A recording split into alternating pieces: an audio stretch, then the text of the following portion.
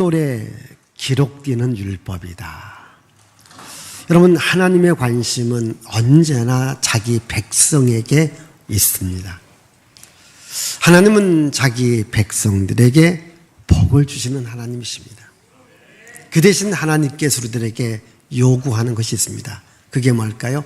하나님께 예배 드리라는 겁니다. 하나님의 말씀을 들으라는 겁니다. 하나님의 말씀을 듣고 하나님께 예배한다면 내가 복을 주겠다, 이렇게 말합니다.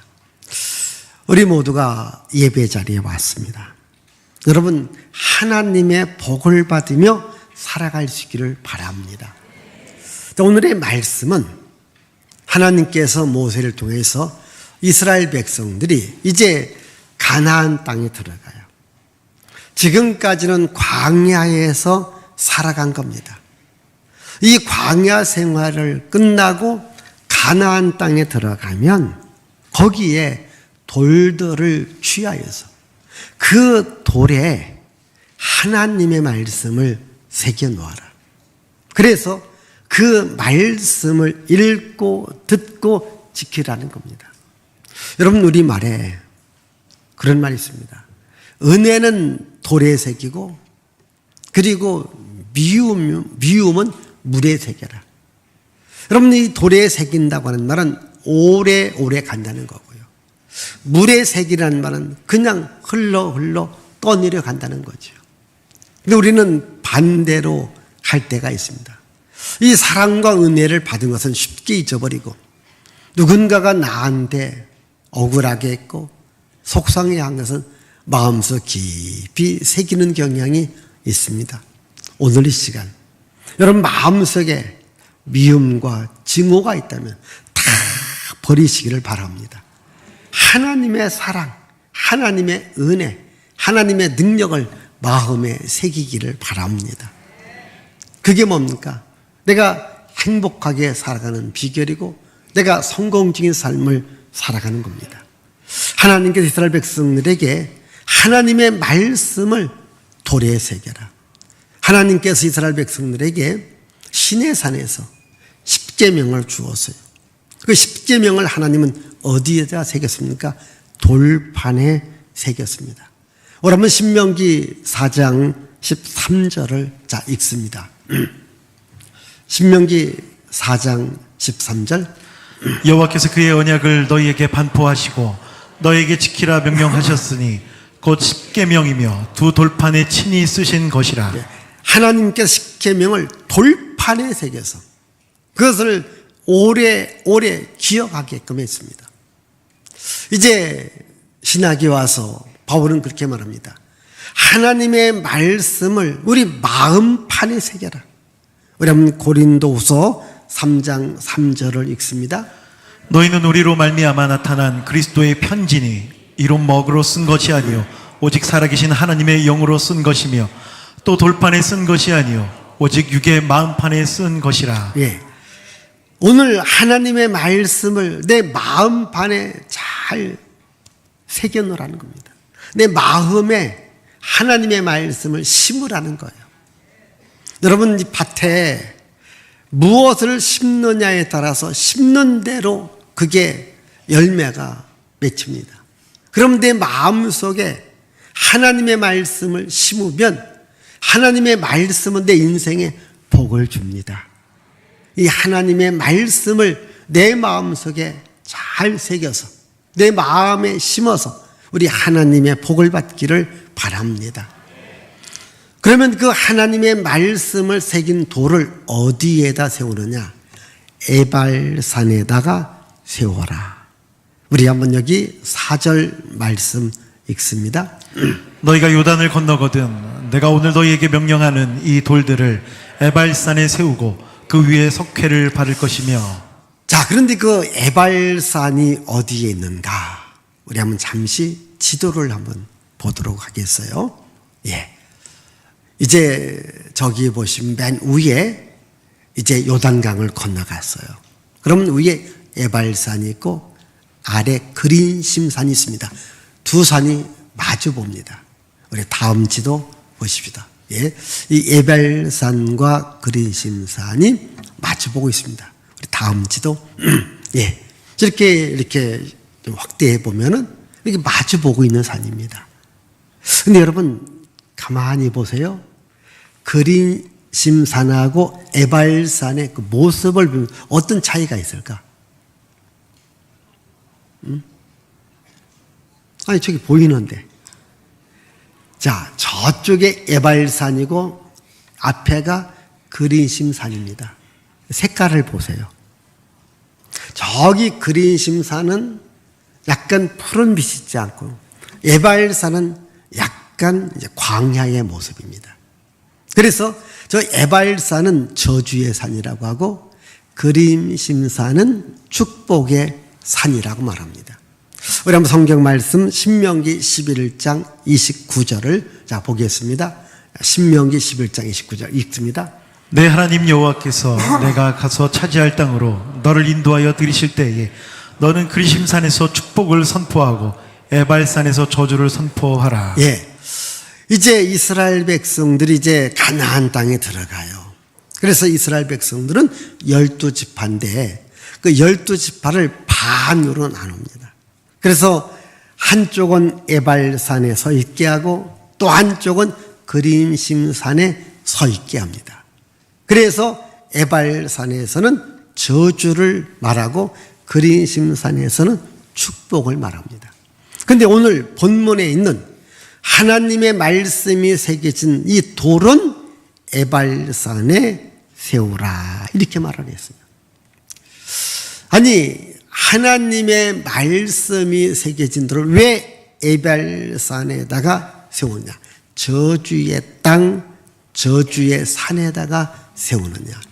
이것은요, 인간 본연의 마음을 생각해 봐야 됩니다. 하나님께서 인간을 만드실 때에 복을 준 거예요. 근데 그 복을 원수 마귀가 다 빼앗아 갔어요. 그래서 우리 인간이 창세기 3장에 보면 저주 아래에 있습니다. 그러니까 저주와 질병과 죽음 가운데 우리가 살아가야 됩니다. 그리고 인간의 모습은 어떤 모습이냐? 저주와 죽음과 질병 속에 있다고 하는 겁니다. 그럼 여기에서 나오려면 어떻게 해야 되겠는가? 우리들에게 복 주시는 하나님을 바라보라는 거예요. 저주의 땅에서 축복의 땅을 바라보라는 거예요. 저주를 주는 마귀로부터 축복을 주는 하나님께로 오라는 겁니다. 여러분, 우리도요, 간간히 그런 경우 있지 않습니까? 어떠한 사람이 그 고통의 자리, 아픔의 자리, 저주의 자리에서 거기서 나오지 못해요. 왜? 그 사람들한테 꽉 붙잡혀 있기 때문에. 거기서 나와서 축복의 자리로 가면 인생이 바뀌어지는 거예요. 여러분, 어느 집은요, 그런 집이 있습니다. 할아버지도 가난했어요. 아버지도 가난해요. 나도 가난해요. 이게 가난이 대물림이 됩니다. 여러분, 어떻게, 아니, 할아버지가 가난하면 그 아버지라도 잘 살고, 또 아니, 아버지보다는 나라도 잘 사는데, 할아버지 때도, 아버지 때도, 나 때도, 왜 가난해? 굴레에서 벗어나지 못하냐는 거예요. 그건 가난의 자리에 있기 때문에 그런 거예요. 그럼 여기서 우리는 축복의 자리로 옮겨와야 되는 거예요. 그럼 신앙은 뭐냐? 이 가난의 자리에서 축복의 자리로, 저주의 자리에서 축복의 자리로, 불행한 자리에서 행복한 자리로 옮겨가는 것이 뭔가? 신앙이거든요.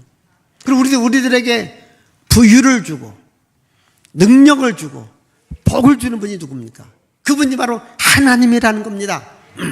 그래서 하나님께로 나오라는 거예요. 하나님께로 나와야 우리 인생이 더 이상 가난해서 우리는 고통을 당하지 않고 하나님의 은혜의 복을 받으며 살아갈 수 있다고 하는 거예요. 그래서 오늘 우리는 항상 이 저주에 있다면 축복의 하나님을 바라보며 살아가라는 겁니다. 또 내가 축복의 자리에 있다면 더욱더 나에게 복 주시는 그 하나님을 버리지 말고 끝까지 하나님을 바라보며 살아가라는 겁니다. 우리 한번 신명기 23장 5절의 말씀 읽습니다. 내 하나님 여호와께서 너를 사랑하심으로 내 하나님 여호와께서 발람의 말을 듣지 아니하시고 내 하나님 여호와께서 그 저주를 변하여 복이 되게 하셨나니. 저 말씀에 대한 근거는 민수기 22장, 23장, 24장에 나와요. 이스라엘 백성들이 광야의 길을 갈 때에 모압 왕이 선지자를 불러서 이스라엘 백성을 저주하라고 이야기를 합니다. 그때 하나님께 선지자의 가는 길을 막고 그의 입을 막고서 하는 말이, 이스라엘 백성들은 저주받을 백성이 아니야. 절대로 저주의 말을 하지 말고 축복의 말을 하라. 그 얘기입니다. 그 이야기를 다시 한번 모세가 이스라엘 백성들에게 말합니다. 우리가 저주받아야 될 자였지만 하나님 우리에게 축복을 말해 주었다. 우리는 하나님의 복을 받을 자들이다. 아멘. 여러분, 지금 여러분들이 어느 자리에 있습니까? 가난의 자리에 있습니까? 저주의 자리에 있습니까? 불행한 자리에 있습니까? 예수께로 나오십시오. 축복의 자리로 옮기십시오. 정말 하나님을 내 인생의 주인으로 모시고 살아갈 때 하나님 안에 모든 복이 있습니다. 여러분들이 살아가야 될 모든 복이 있습니다. 그래서 정말 내가 하나님께로 나오리라, 이런 믿음을 갖고 여러분들이 살아가야 돼요. 그래서 하나님 앞에 와서 예배 드리라는 겁니다. 여호와의 제단을 쌓아라라고 말씀하고 있습니다. 자, 오늘 말씀 5절과 6절, 7절 읽습니다. 또 거기서 내 하나님 여호와를 위하여 제단 곧 돌단을 쌓되 그것에 쇠 연장을 대지 말지니라. 너는 다듬지 않은 돌로 내 하나님 여호와의 제단을 쌓고 그 위에 내 하나님 여호와께 번제를 드릴 것이며 또 화목제를 드리고 거기에서 먹으며 내 하나님 여호와 앞에서 즐거워하라. 아멘. 8절. 됐습니다. 자, 그러니까 가나안 땅에서 가장 먼저 할 것은 돌을 가져다가 하나님의 말씀을 기록해 놓고, 그리고 또 이 돌들을 주워다가 여호와의 제단을 쌓고 거기서 하나님 앞에 예배를 드려라. 그래서 이 가나안 땅에 들어가서 가장 먼저 할 것은 뭔가 하면 하나님의 말씀을 기록하고 그 말씀대로 여호와께 예배할 수 있는 제단을 쌓으라는 겁니다. 여러분, 오늘 여러분들이 이제 이사를 가고 또 새 집에 들어가요. 그럼 먼저 가정에서 예배를 드립니다. 오늘 여러분들이 어떤 일을 할 때 가장 먼저 예배를 드리는 것 중요합니다. 여러분들이 사업을 시작합니다. 그럼 그 일을 시작하기 전에 하나님께 예배를 드리십시오. 중요한 겁니다. 또 여러분, 우리가 한 달이 시작되어지는 그날 새벽에 우리가 하나님께 예배를 드립니다. 또 여러분, 한 해를 보내고 한 해가 오는 이 시간에 송구 영신이라는 예배를 드립니다. 우리는 모든 일을 시작할 때 먼저 예배로 시작한다고 하는 것 매우 중요한 겁니다. 왜? 하나님을 여기에 모십니다. 우리 가정이 하나님을 모십니다. 우리 사업장이 하나님을 모십니다. 우리의 살아가는 날 속에 우리 주님을 모십니다. 여러분, 하나님을 모시고 살아갈 수 있기를 바랍니다. 그러면 하나님께서 복을 주는 겁니다. 그래서 먼저 제단을 쌓아라. 이 돌로 제단을 쌓는데 이렇게 말합니다. 철 연장을 사용하지 말아라. 그리고 그 돌을 가져오되 그 돌을 다듬지 말라. 이렇게 말합니다. 이게 주변에 있는 돌을 그대로 갖다가 제단을 쌓아라. 이렇게 말합니다. 왜 철 연장을 사용하지 않고 또 다듬지 않고 제단을 쌓으라고 했을까요? 그것은 뭡니까? 하나님 앞에 내 모습 그대로 나오라는 겁니다. 내가 잘못했으면 잘못한 그대로, 허물이 있으면 허물이 있는 그대로, 약점과 실수가 있으면 실수한 그대로 나오라는 겁니다. 뭔가 나 자신을 포장하고 위장하고 감추지 말라는 겁니다. 여러분, 예수께서 이 땅에 오신 것이 뭡니까? 수고하고 무거운 짐진 자들의 짐을 대신 져주기 위해서 예수님께서 오신 겁니다. 자, 제가 조금 쉽게 말합니다. 여러분들이 교회에 이렇게 잘 나오다가 갑자기 가정에 어려움이 생겼습니다. 사업에 어려움이 생겼습니다. 또한 내가 큰 잘못을 했습니다. 그래서 정말 창피해요. 정말 창피하면 여러분, 교회에 나오기 쉬울까 어려울까? 예, 어렵지요. 우리 교회는 그런 학생들이 없겠지만요, 어느 학생들은 열심히 나왔는데 지금 이제 우리 고3 학생들이 이제 대학을 이제 들어가느냐 못 들어가느냐. 어떤 학생은 대학이 떨어졌대요. 창피하대요. 교회를 안 나오는 이런 학생이 있습니다. 그러면 될까 안 될까? 안 되지요. 떨어질 수도 있어요. 그렇지 않습니까? 저도 떨어진 경험이 있어요. 여기 계신 여러분, 하다 보면 떨어질 수 있어요. 넘어질 수 있어요. 여러분, 창피할 수 있습니다. 그래도 교회에 나오라는 겁니다. 그 모습 그대로 나오라는 거예요. 위장하고 포장하고 겉모습을 화려하게 하고 나오지 말라는 거예요. 그냥 있는 그대로, 주여, 제가 부족합니다. 연약합니다. 또 실수했습니다. 또 넘어졌습니다. 또 잘못했습니다. 그냥 그 모습 그대로 나오라는 거예요. 주께서 다 받아주겠다는 거예요. 여러분, 예수님께서 세상에 오셨습니다. 누구를 책망했을까요? 그 시대에 가장 잘났다고 하는, 똑똑하다고 하는, 완벽하다고 하는 바리새인과 서기관들을 책망했습니다. 오히려 사람들한테 손가락질을 당하는 세리라든가 죄인들은 예수께서 용서해 주었어요. 우리 한번 마태복음 우리 한번 23장 25절부터 자 읽어보십시다. 화 있을진저 외식하는 서기관들과 바리새인들이여, 잔과 대접의 겉은 깨끗이 하되 그 안에는 탐욕과 방탕으로 가득하게 하는도다. 눈먼 바리새인들이여, 너희 먼저 안을 깨끗이 하라. 그리하면 겉도 깨끗하리라. 화 있을진저 외식하는 서기관들과 바리새인들이여, 회칠한 무덤 같으니 겉으로는 아름답게 보이나 그 안에는 죽은 사람의 뼈와 모든 더러운 것이 가득하도다. 누가복음 18장 13절입니다. 세리는 멀리 서서 감히 눈을 들어 하늘을 쳐다보지도 못하고 다만 가슴을 치며 이르되, 하나님이여 불쌍히 여기소서, 나는 죄인이 소이다 하였느니라. 예, 이 바리새인들과 서기관들은요, 겉칠해가 아주 화려하게 합니다. 속에는 썩은 뼈들이 있다고 하는 거예요. 속에는 더러움이 가득하다고 하는 거예요. 근데 겉칠에만 화려하다는 거예요. 이걸 우리 예수님께서 좋아하지 않습니다. 여러분, 교회에 오실 때에, 하나님께 기도할 때에, 여러분 내 마음 그대로 고백하세요.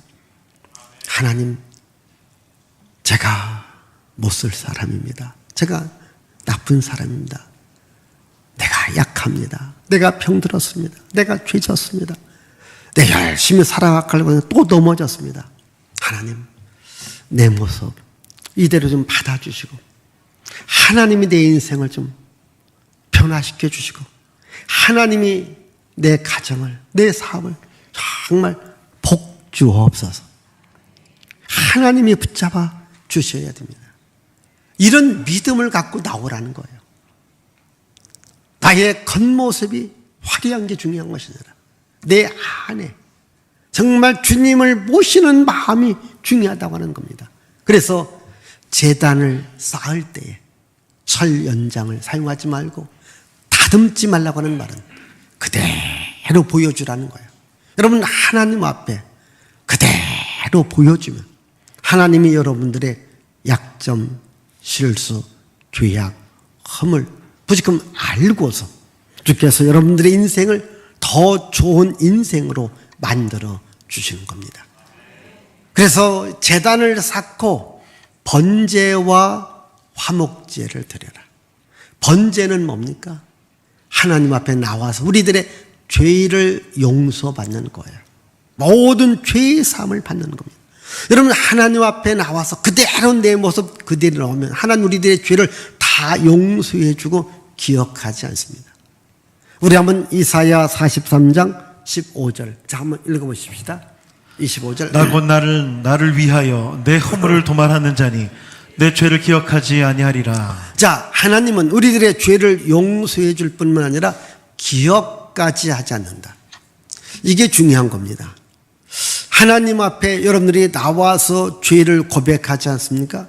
하나님은 그 죄를 용서해 주시고 그 다음 기억하지 않습니다.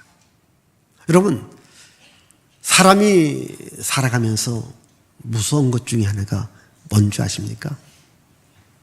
기억력이 뛰어난 것이 그게 무서워요. 근데 어떤 기억력이 뛰어난가? 아까 말씀드렸듯이 사랑과 은혜는 잊어버리고 미움과 시기와 질투와 억울함과 아픈 거에 대한 기억은 갖고 있어요. 여러분 나쁜 기억은 다 버리시기를 바랍니다. 잘 들어보세요. 이게 부부싸움을 늘 하는 가정이 있어요. 부부싸움이 안 끝나요. 왜 안 끝날까요? 누군가가 기억력이 좋아요.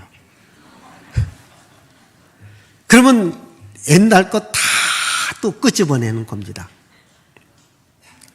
한 번만 끄집어내세요. 다음 또 부부싸움 할 때 또 끄집어냅니다.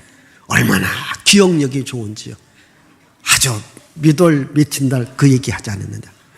또 몇월 며칠 날 아주 성경 말씀은 암송 못하는데 그런 기억은 어떻게 저런 남자가 질려버리는 거예요. 또 여자가 질려버리는 거예요. 왜? 그걸 다 끄집어내는데 아주 그건 녹음기도 필요 없어요. 아주 얼마나 정확하고 분명한지 그런 기억은 좀 다 좀 버리십시오. 오늘 좀 버리고 가세요. 그래서요 가장 좋은 부부싸움은 뭐냐면요 오늘 있는 그 일 갖고 간단하게 끝내십시오. 그것만 갖고 한바탕 하시고 끝내면 되는데 그걸 갖고 또 그 다음날 어떤 사람도 아주 장기전이요. 이게 연장전까지 가요. 예? 그건 바람직하지 않습니다. 우리가 살다 보면 서로 다툴 수 있습니다. 그때로 끝내시기를 바랍니다. 하나님이 좋은 것은요 우리가 어떤 일을 다 고백하면 다 잊어버리십니다. 그래서 번제를 드려라. 내가 다 기억하지 않게 용서하고 기억하지 않게 그리고 화목제입니다. 화목제는 하나님과의 화목이거든요. 하나님과의 편안이거든요. 그래서 기뻐하고 즐거워하게끔 만들어주겠다는 거예요. 이게 하나님 우리 인생을 기쁨과 즐거움으로 살아가게 하겠다. 그래서 오늘 여러분들이 이렇게 예배 생활을 하면요 여러분 가정에 인생에 기쁨과 즐거움이 있어야 됩니다. 혹시 오늘 교회 나올 때에 서로 가정에서 좀 티격태격 마음이 조금 안 좋았던 사람 오늘 예배를 통하여서 화목하고 평안하고 기뻐하고 즐거워할 수 있기를 바랍니다. 이런 예배를 드려라 라고 오늘 말씀하고 있습니다. 이게 하나님의 말씀을 잘 들으라는 겁니다. 하나님의 말씀을 잘 들으라는 거예요. 자, 그럼 오늘 말씀 가운데 우리 한번 8절, 9절, 10절도 한번 읽어보십시다. 자, 읽어보십시다. 너는 이 율법의 모든 말씀을 그 돌들 위에 분명하고 정확하게 기록할지니라. 예, 분명하고 정확하게 기록하라. 그 다음 모세와 레위 제사장들이 온 이스라엘에게 말하여 이르되 이스라엘아 잠잠하여 들으라. 들으라. 오늘 내가 내 하나님 여호와의 백성이 되었으니 10절 그런즉 내 하나님 여호와의 말씀을 청종하여 내가 오늘 내게 명령하는 그 명령과 규례를 행할지니라. 예. 아멘. 말씀을 청종하고 말씀을 들으라는 거예요. 여러분, 하나님은 말씀으로 하나님을 우리들에게 알려주고 보여줍니다. 여러분들이 기도해요. 또 여러분들이 하나님 앞에 구합니다. 그때 하나님 뭡니까? 말씀으로 여러분들의 문제를 해결해 주십니다. 우리 한번 시편 107편 20절을 자 읽습니다. 그가 그의 말씀을 보내어 그들을 고치시고 위험한 지경에서 건지시는 도다. 자, 말씀을 보내서요 고치시고 건져내 주십니다. 우리도 시편 119편 50절을 보겠습니다. 이 말씀은 나의 고난 중에 위로라. 주의 말씀이 나를 살리셨기 때문이니이다. 예, 말씀은 나의 고난 중에 위로라. 이 말씀이 나를 살렸다. 하나님의 말씀이 나를 살렸다. 하나님의 말씀을 듣고 내가 다시 살아나게 되었다. 내가 다시 일하게 되었다. 여러분, 오늘도 하나님은 이 앞에 있는 목사를 보내서 하나님의 말씀을 여러분들에게 전하게 합니다. 성경 말씀을 들으십시오.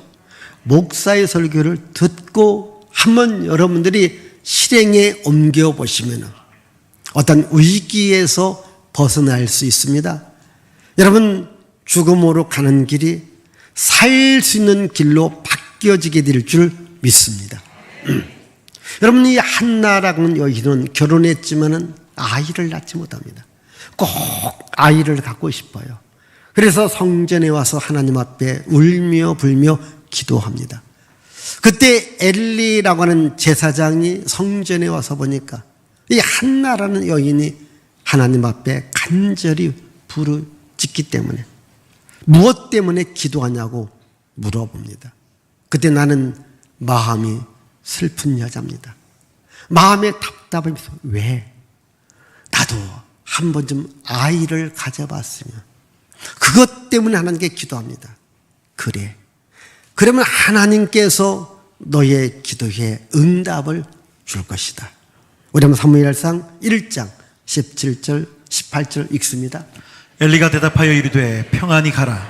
이스라엘의 하나님이 내가 기도하여 구한 것을 허락하시기를 원하노라 하니 이르되 당신의 여종이 당신께 은혜 입기를 원하나이다 하고 가서 먹고 얼굴에 다시는 근심빛이 없더라. 아멘. 그냥 제사장의 말씀을 듣고 아멘 하고 갔습니다. 하나님께서 이 한나의 기도를 듣고 아이를 주었는데 그 유명한 여기 사무엘이 탄생을 하게 되어집니다. 여러분, 하나님의 말씀을 듣고 이 말씀을 아멘하고 이 말씀을 실천할 때에 하나님께서 여러분들에게 복을 주십니다. 오늘 여러분들이 지금 여호와의 제단에서 제단을 쌓는 겁니다. 예배를 드리는 겁니다. 하나님의 말씀을 듣는 겁니다. 하나님의 말씀을 듣고 이 말씀대로 해보십시오. 주님은 말씀을 보내서 여러분들을 고쳐줍니다. 여러분들을 살려줍니다. 가난에서 부유로, 질병에서 고침을, 불행에서 행복을, 슬픔에서 기쁨을, 그리고 저주에서 복을 주시는 분이 우리 하나님이십니다. 그 하나님을 만나고 이 하나님의 복을 받기를, 하나님의 능력과 생명 받기를 주의 이름으로 축복을 드립니다. 기도합니다. 살아계신 하나님 아버지 감사합니다.